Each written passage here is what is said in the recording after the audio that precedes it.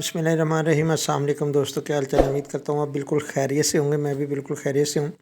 तो अल्हम्दुलिल्लाह 1509 धान जो है उसकी कटाई मुकम्मल हो चुकी है। तो रेट बता दूँ, कटाई वाले का 8,000 रुपये ले रहे हैं मशीन वाले 1 एकड़ का।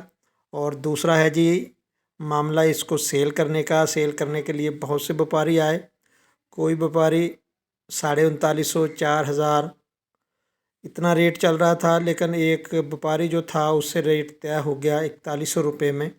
और 2 किलो इसकी काट थी जो लेते हैं। तो अब ज़मीन की पैदावार बता दूं तो 52 मन फी एकड़ आई है। 7 एकड़ हमने कटाई करवाई थी, अल्हम्दुलिल्लाह सेल हो गई जी। तो ये है जी 1509 धान की सेल्स। तो अपना ढेर सारा ख्याल रखें। अल्लाह हाफिज़, अस्सलाम वालेकुम।